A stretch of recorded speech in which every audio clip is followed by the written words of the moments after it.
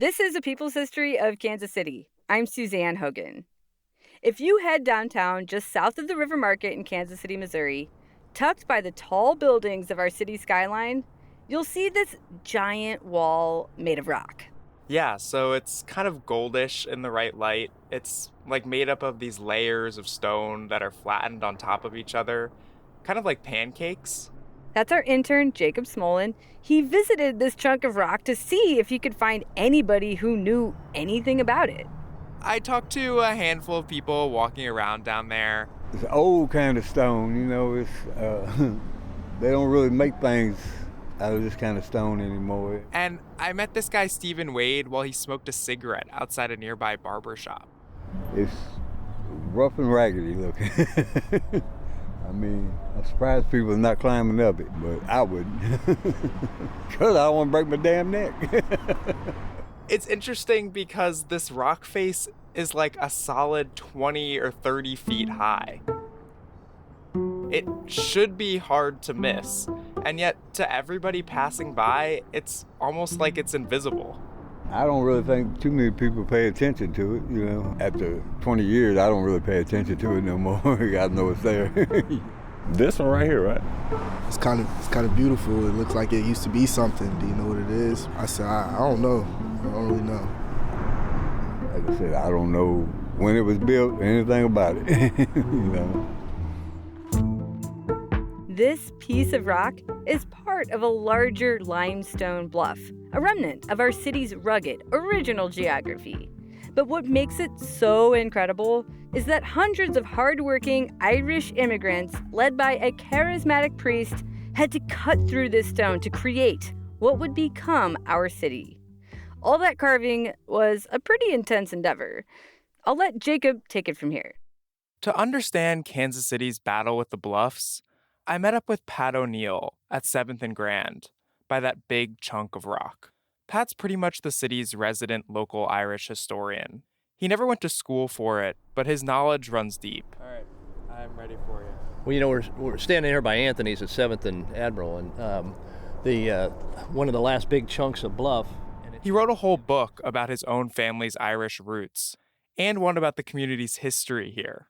He tells me later that sometimes he feels like the Irish Fonzie. The bluff was solid from about 5th Street all the way up to maybe what the top of the hill would be, like 10th, 11th Street. You see, way back when Kansas City wasn't even Kansas City, Bluffs hugged the Missouri River. These walls of silt and limestone were tall, real tall. In some cases, towering more than 120 feet above the water. And it was solid all the way. There were some ravines and gullies, through it. Indigenous peoples lived and passed through this area for centuries, like the Kaw, Missouria, Oto, Osage, and more. When white settlers came along, they started to make a life for themselves in this rocky landscape too. People first lived building houses in those little gullies. Those gullies and ravines were small, naturally formed valleys in between the mountains of limestone. Today, where you'll find whizzing traffic on I-70, settlers would have been out of breath climbing up the rock. For reference, from 7th and Grand, the bluff, It was almost as tall as those buildings you see there over toward Broadway. The bluff was just that high.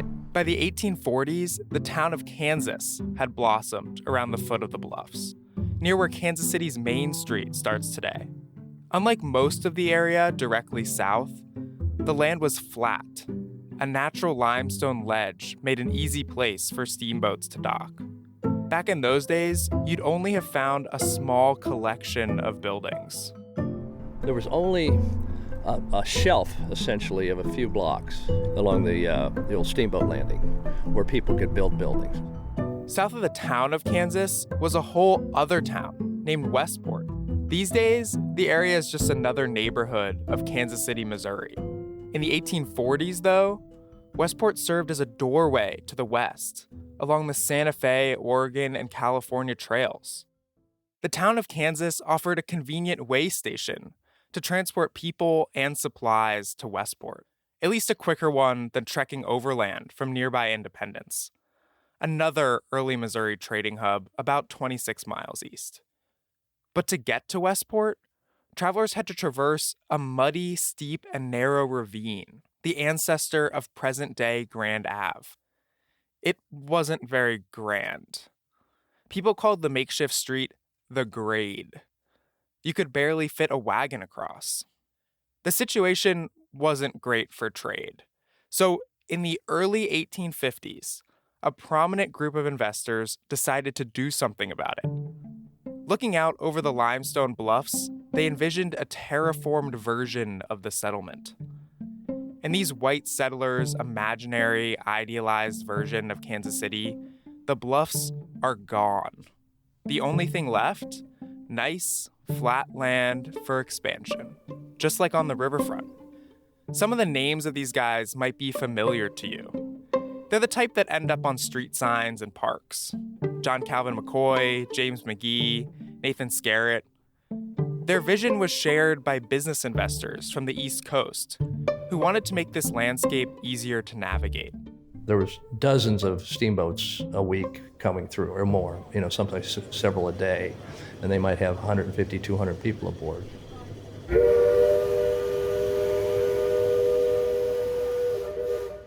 Many of those travelers headed further west, but others stuck around.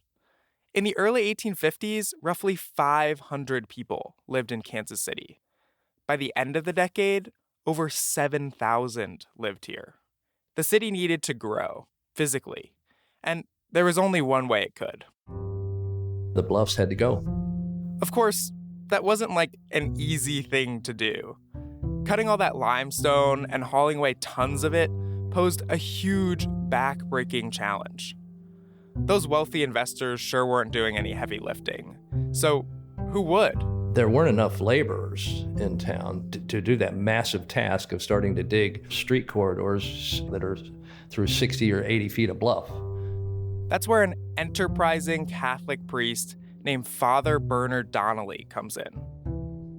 Father Donnelly oversaw St. Mary's Parish, which stretched across most of western Missouri and included a mix of Irish, French, and German immigrants.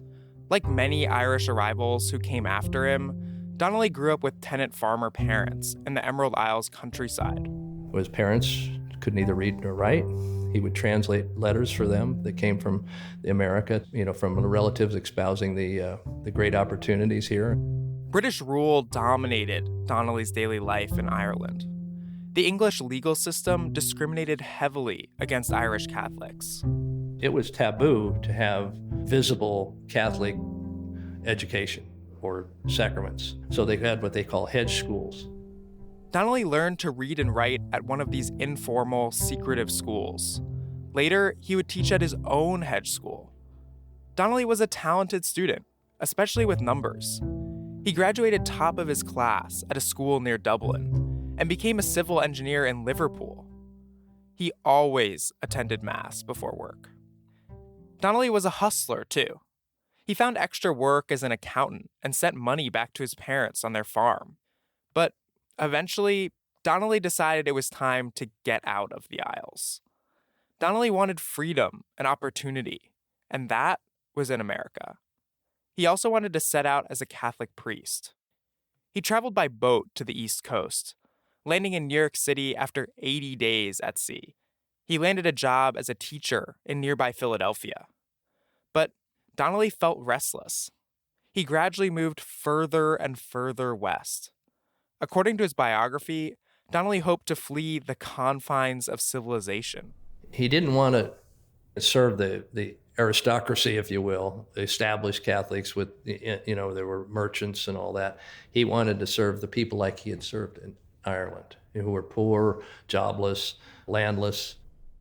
In 1845, Donnelly finally achieved his goal of priesthood. For his assignment, he was flung even further west, out to Missouri. Donnelly's first years in the state were rough. His parish felt daunting. He called it the size of a European kingdom. He spent cold winter nights and hot summer days riding on horseback across it. At first, Donnelly primarily lived in Independence and served as a missionary to a church in Kansas City. By 1858, though, he had constructed his own church downtown, the Church of the Immaculate Conception, and moved to KC full-time. But in the decades since Donnelly left Ireland, conditions in his home country had only worsened.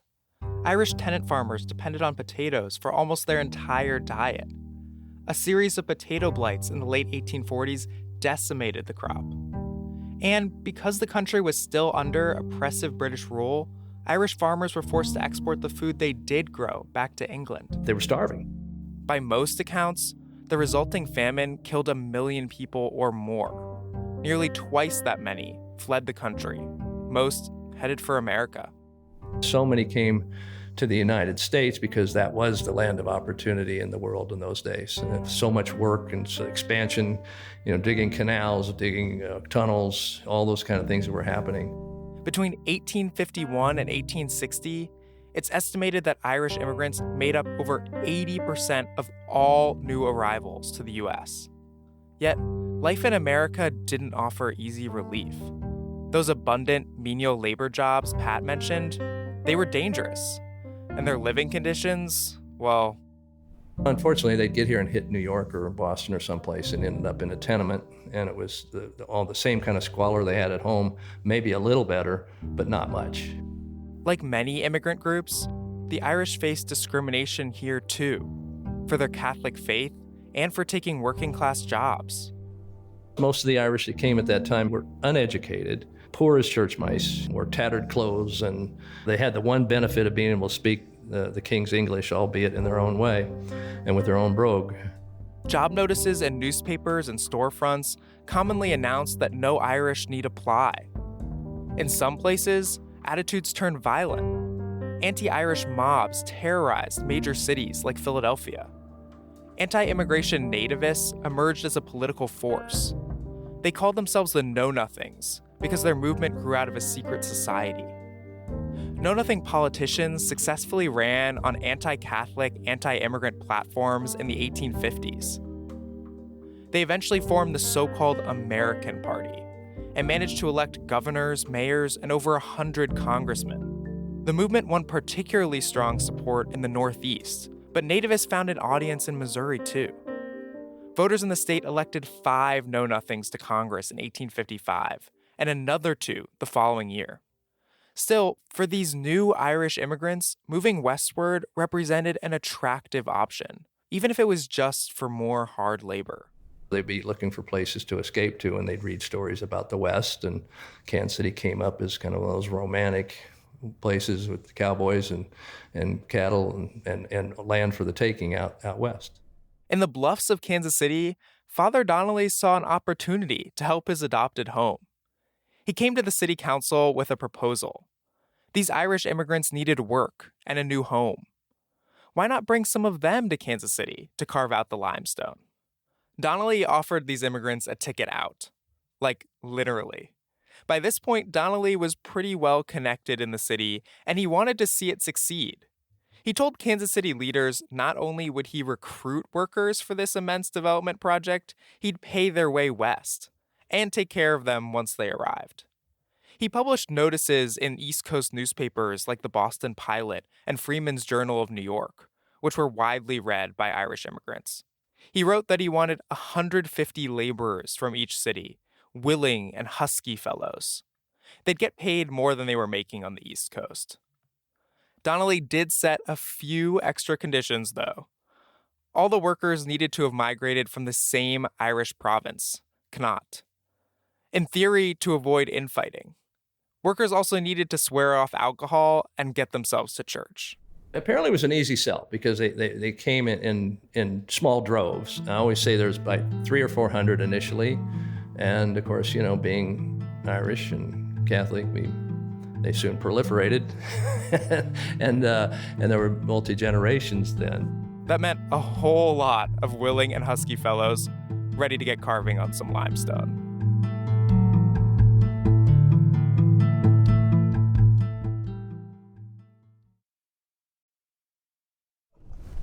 So bear with me. My wife thinks I may be the world's worst driver, but because I look at too much stuff. Well, it's all right. Yeah. That is historian Pat O'Neill again. It's hard to hear, but he just told me that his wife thinks he's a bad driver, just as we were getting into the car together. I wouldn't explicitly agree with her, but there were times where I was on the edge of my seat. Neighborhood. Oh, I'm going on one-way street, aren't I? Go down Baltimore, hopefully. I get it, though. Pat sees history everywhere in Kansas City. His eyes might wander a little. We arrived in one piece, and that's what counts. Pat drove us past where Connaughtown used to stand, along present-day Broadway, near 6th Street. It's not far from the Quality Hill neighborhood downtown. That's where many Irish immigrants first made their homes in Kansas City after answering newspaper ads from Father Donnelly. The area earned its name from the Irish province where a lot of these initial workers came from. We crisscrossed the neighborhood. Today, it's a lot of mid-rise brick buildings. It would have been on the lower part of the hill going down this way. It's always the people that live on the other side of the tracks or at the bottom of the hill, and that was the Irish were at the bottom of the hill. It's safe to say the area wouldn't have looked as nice when it was Connaughtown in the 1850s and 60s. It would have been muddy streets and shacks and a lot of boarding houses at the beginning for the laborers. Pearl Street, Kansas City's original home for the well-to-do, wasn't too far away either. That's where a lot of the Irish women worked as maids. The scene would have made quite the contrast, shacks and two-story mansions. The Irish arrivals to Connaughtown were a mix of growing families and roving groups of Irish itinerant laborers who just went where the work was. And those were some of the people that would do the most dangerous jobs in the cutting these streets. And cut they did. As a first step, excavating workers usually removed the layer of silt that built up on top of the limestone. The silt could be 5 feet thick or 10 times that. Only then could they get to the actual rock. They're drilling down the middle of it, picks and shovels and horses and wagons and mules, and then have to widen it and widen it and widen it to where there was room for buildings on the side. All that extra dirt was useful. For example, laborers on Walnut Street took the 45 feet worth of rock they just dug out and backfilled other ditches around the city. In the words of one historian, there was nothing that could stop these workers. Quote, if a hill was in the way, they cut it down. If a ravine interfered, they threw the hill into it. In 1857, city leaders directed the excavations of several roads running north to south. Main, Delaware, Broadway, and Market Street. Again, present-day Grand Ave. Next, those moving east to west.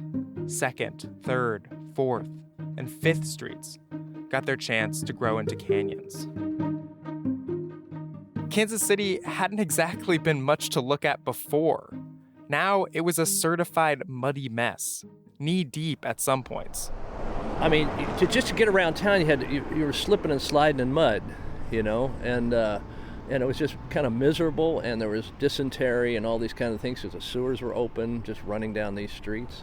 There aren't detailed descriptions of what these laborers' days would have looked like, but you can only imagine they were difficult and long.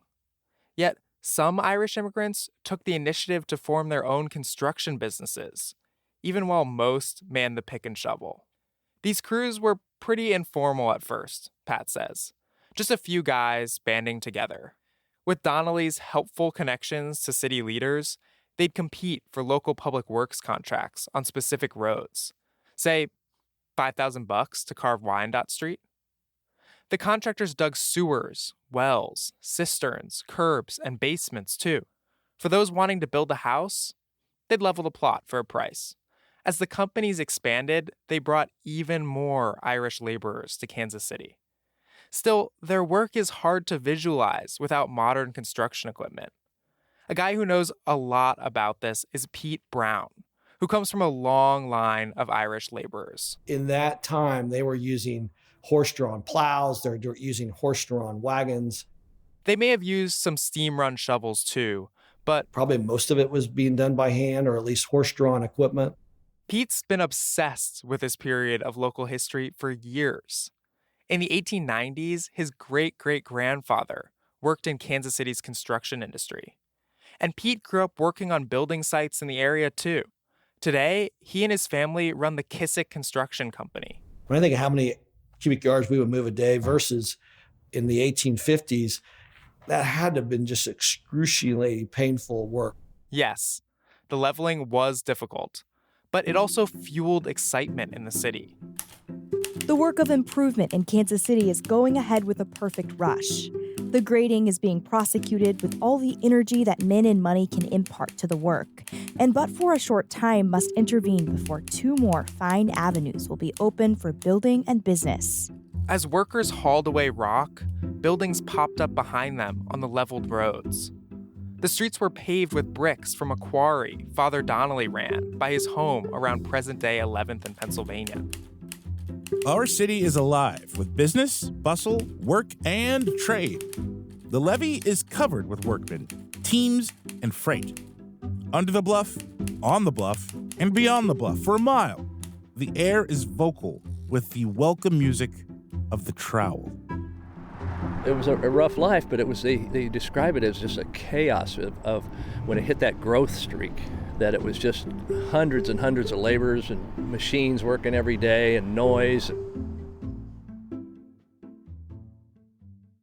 But there was a catch. Grading a street usually meant cutting the road down to street level, not the nearby land. The streets in front of people's front doors often suddenly and unexpectedly dropped several stories. That left homeowners with a choice. They either had to come down to the street level, either by having 3 basements or whatever, or they just had to move the houses, and a lot of the houses were moved. The photos are striking. Deep and narrow ditches, the occasional house still trapped above on the bluff. Sometimes with a long staircase down to the graded road. The excavators stand below with picks and shovels. They look stoic, but maybe proud too.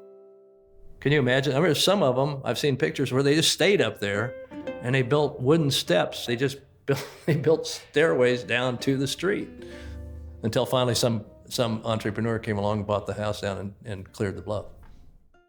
Residents tolerated their staircases because they thought even larger rounds of bluff removal were coming. They were right. Kansas City took decades to get through the grading process.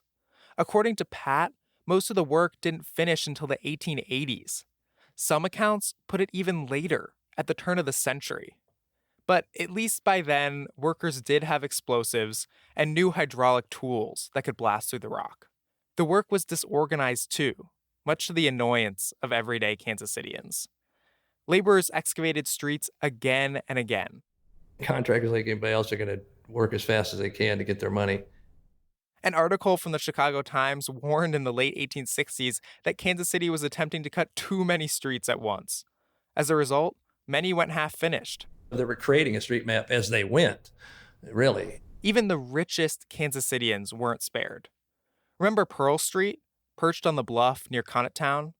The area originally included some of the city's fanciest houses. By 1870, these mansions were uninhabitable. Residents simply couldn't reach their houses from the entrenched streets below. Soon after, workers took away the bluff itself. Pearl Street was no more. Pat says one of the best illustrations of the everyday scenery comes from the memoir of a woman arriving in Kansas City at the beginning of the street grading. She gets off the boat, walks about a block, and it's just slimy yellow clay mud. Sewers are running down the side in the curbs. Horses are, leaving piles everywhere. And you had to literally slide up the hill to wherever you wanted to go. You can almost picture, and hear the noise of the horses, the sliding, people slipping and sliding and through the mud. How women wore those long dresses, I have no idea, because the sidewalks were made out of wood, and most of them were covered with mud from people walking on.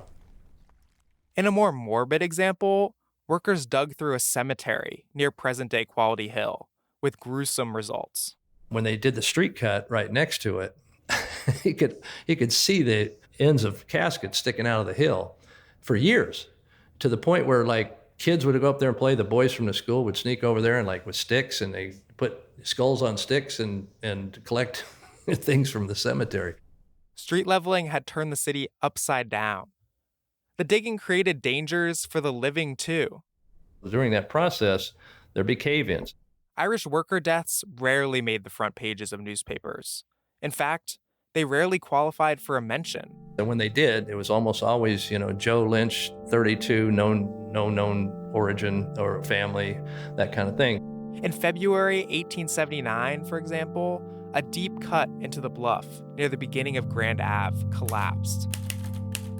About 5,000 yards of earth rushed downward and across the cut, almost with the swiftness of light, with a thundering sound burying men under the tremendous mass.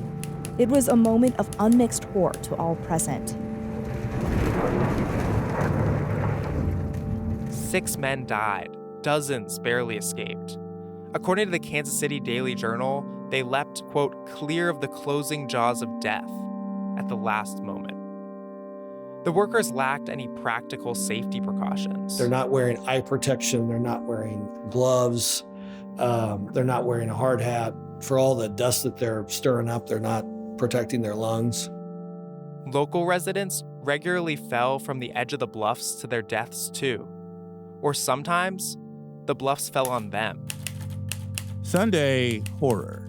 The central portion of Kansas City was shocked and startled by a sudden and terrible concussion, resembling somewhat the discharge of a large piece of ordnance.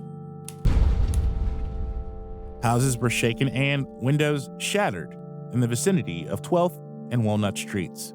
A brick wall holding up the bluff had collapsed. A small house laid below. And the whole thing just caved in while people were walking up and down the street and crushed this house. An Irish-American family inside died. The wife and child of laborer Patrick Donahue. Pat O'Neill says it's hard not to feel for those victimized by this period of Kansas City history. When you do this kind of work, cutting with the picks and shovels and horses and mules, you were worn out and done by the time you were in the 40s, You just couldn't do this anymore. In response to these tragedies, the Irish community banded together. Father Donnelly and local leaders founded and funded social institutions to care for those in need. Starting in the late 1850s, Irish benevolent societies basically acted as homegrown insurance companies or mutual aid organizations. Workers would pay to become members, maybe 5-10 cents. The benevolent societies tried to take care of these people because once you were hurt, you couldn't work and you would starve. Basically, your family would starve. The benevolent societies distributed benefits to prevent that from happening. Land in the hospital, they'd visit. If a funeral was required, God forbid, they'd set it up and fill up the pews. Donnelly cared for the city's Irish immigrants by focusing on their personal issues, too. Since his days in Europe, Donnelly had been a member of the temperance movement. It basically meant that he was against drinking alcohol. He was known to step in when a worker struggled to manage their money and drank too much. Sometimes Donnelly took a man's wages and gave them straight to the man's wife and family, so he wouldn't drink it away. They don't talk a lot about him, at least in my research, as being a very affable, easygoing guy. He was an engineer. He was steady as he went. I think he was very practical. I think people respected him as much as liked him. All this bluff work spans into the U.S. Civil War and well after, even as fighting broke out right on the Missouri-Kansas border. In the middle of it all, Father Donnelly went to great lengths to protect his flock. Which brings me to the legend of his buried treasure. Yeah, you heard that right. Treasure. Okay, so during the Civil War, the Irish community trusted Donnelly so much that when the Confederate Army approached Kansas City, everyone rushed to give him their life savings. Money, silver, gold, family heirlooms, the whole 9 yards. They figured that no one would rob a priest. Donnelly buried these valuables all in the nearby cemetery with the help of a sexton. And a day or so later, he got to worrying about the sexton, who was an Irish guy who was not temperate, and thought maybe he'll talk. Translation: Donnelly heard the sexton got drunk and spilled the secret location. So the priest anxiously headed out on his own and buried the valuables a second time, then a third. When the dust had settled after the Battle of Westport, Donnelly couldn't remember where he put the treasure. And I know this sounds crazy, especially in the middle of all this Bluffs madness. But according to Pat, Donnelly's hiding spot was never found. A true case of lost treasure. Though Donnelly still came through for those who trusted him. He just paid everyone back through a bank loan or selling bricks, supposedly. This might be a sacrilegious question to ask, but I feel like I have to ask it as a journalist. Do you think there's any chance that Donnelly took the money? No. If he did, he would have used it for something good. I think he was the most respected man in the city. For all his righteousness, Donnelly's actual position on the war was conspicuously ambiguous. His biographer, fellow priest and friend William Dalton, wrote that Donnelly, quote, was known to be an old acquaintance of many of the Confederate leaders. Dalton also emphasized that Donnelly had parishioners and friends on each side of the conflict, which was pretty common for the Irish community in KC. During the Battle of Westport, Donnelly acted as a chaplain for the dying on the battlefield, both Unionists and Confederates. Something else happened during the Civil War, too. With Kansas City under Union control, prominent local businessmen with Confederate sympathies, many of whom lived on Pearl Hill, fled south or were banished entirely. That opened the door for wealthy Irish businessmen to swoop in and assume positions of power, like Patrick Shannon. In 1864, when Kansas City's mayor resigned to fight for the Union, the city council selected Shannon, one of its members, as his replacement. Shannon became one of the first Irish Catholic mayors in the entire country. He was also a Confederate, a fact that didn't seem to matter much to Kansas City voters when they elected him again in 1865. The local workforce also reflected the ongoing political and economic changes. After the Civil War, freed black laborers started to show up on bluff work sites in Kansas City. Some Irish workers pushed back. They saw these black men as competition for their jobs, but others had already begun to advance economically. By that time, a lot of the Irish had moved on. They were on the fire department. And the police department. They were working on the railroads. While Irish immigrants initially faced a lot of discrimination, the color of their skin made upward mobility easier after the Civil War. And Kansas City's Irish-American politicians didn't exactly look back. Because by the late 1800s, the makeup of people migrating to Kansas City had shifted, with more Eastern European workers immigrating here.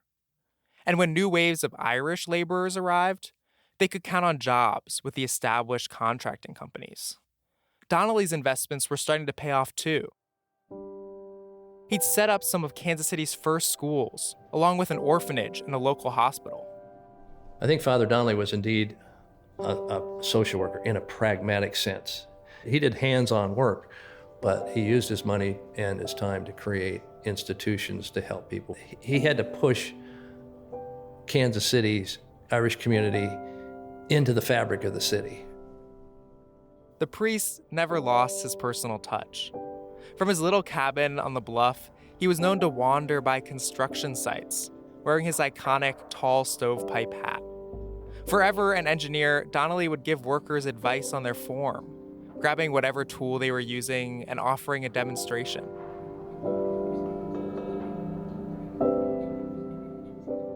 For one of our final stops on his Irish tour of Kansas City, Pat took me to a spot near Quality Hill, overlooking the West Bottoms. Even, I forgot where I was going with this, but bear with me, I'm trying to watch it not getting wrecked. Our journey was still somewhat nerve-wracking. Oh, that's fair. But we made it. This view is probably what most Kansas Cityans think of as the Bluffs today. Yes, the West Bluffs, yeah, they do. Because the North Bluffs are gone, pretty much. Yeah. Many of those later Irish arrivals to Kansas City settled in the bottoms. Then they gradually worked their way up these bluffs, the ones tamed with tunnels and cable cars. They moved to places like Irish Hill on the city's west side and the Carey Patch just east of downtown. That's where Pat's family lived. In 1873, the Irish held Kansas City's first St. Patrick's Day parade near here. the first of many. It passed by Father Donnelly's church and St. Teresa's Academy, built with Donnelly's bricks, where the girls would throw flowers and green shamrocks. That was a big celebration. That was the first place the Irish laborers kind of showed their strength, and because they would gather for these parades and be hundreds and hundreds of them. The parade was their way of showing that we've arrived and we're not going to stay down here at the bottom of the hill forever. The annual St. Patrick's Day parade still takes place today. And if you look closely between the vintage cars mid-honk, you might be able to spot Donnelly's name on a banner and the flag of Connaught. Father Bernard Donnelly died less than a decade after that first parade in December 1880. Months earlier, he concluded a letter with a simple prophecy. Quote, "Kansas City is surely to become one of the large cities of the United States." Fast forward a century and a half, Pete Brown and his workers are back digging up Kansas City streets, improving them through projects like the recent streetcar extension, using tools Donnelly probably couldn't have imagined. The parallel isn't lost on Pete. He hopes people take away from this history the resilience of Kansas City's original Irish laborers, but also the universality in their journey. When you think about Irish immigration, reminds you of all immigration and reminds you of all eras, why that is important as we grow as a community. Because here's the thing. People who immigrate to this country today, particularly those who are undocumented, still do some of America's most dangerous jobs, including construction. So the next time you're wandering downtown, looking out over those West Bluffs, or in one of those rare places where that now familiar gold-tinged limestone peeks out, remember that immigrants built Kansas City, carving out the paths we're all following today.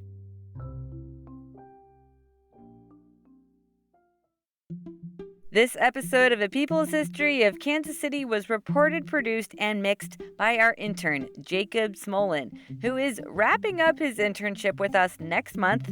We're really going to miss you, Jacob, and know you're off to do some incredible things. Editing by Mackenzie Martin, me, Suzanne Hogan, and Gabe Rosenberg. You heard audio this episode from freesound.org and Just Kid Inc., and music from Blue Dot Sessions. We're a production of KCUR Studios, a podcast network in Kansas City. If you like this podcast, please share it with a friend. And tell us what you thought of this episode. We're on Instagram at KC People's History. Next month, we'll be back with another episode about the underdogs and renegades who continue to make Kansas City and the region what it is. Until then, I'm Suzanne Hogan. Take care, and thanks for listening.